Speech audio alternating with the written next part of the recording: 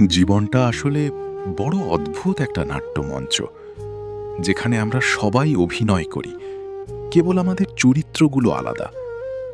কিন্তু কষ্টের বিষয় হলো, যাদের আমরা সবচেয়ে বেশি আপন ভেবে আগলে রাখি, দিন শেষে তারাই আমাদের জীবনের সবচেয়ে বড় শিক্ষাটা দিয়ে যায়। মনে রাখবেন, বেঈমানরা কখনো অপরিচিত কেউ হয় না। খুব কাছের মানুষগুলোই একসময় অচেনা আচরণ শুরু করে। ঠিক যেমন পাতা ঝরার আগে তার রং বদলে যায়, তেমনি মানুষ বদলে যাওয়ার আগে তার কথা বলার ধরন পাল্টে ফেলে।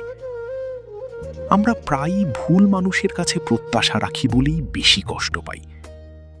এই পৃথিবীতে আপনার সার্টিফিকেট যদি আপনার ভেতরের অন্ধকার দূর করতে না পারে, তবে সেই শিক্ষার কোনো মূল্য নেই। কারণ পচে যাওয়া দামি খাবারের যেমন কোনো দাম থাকে না, মনুষ্যত্বহীন শিক্ষারও তেমনই কোনো দাম নেই। স্ত্রী চেনা যায় স্বামীর দারিদ্রতায়, আর স্বামীকে চেনা যায় স্ত্রীর অসুস্থতায়। এটাই চিরন্তন সত্য। কেউ আপনার সাথে কথা বলা বন্ধ করে দিলে বুঝে নিবেন, আপনার পিছনে আপনার নামে নিন্দা করার উৎসব শুরু হয়ে গেছে। আসলে মন কখনো ভাঙে না, যা ভাঙে তা হলো বিশ্বাস।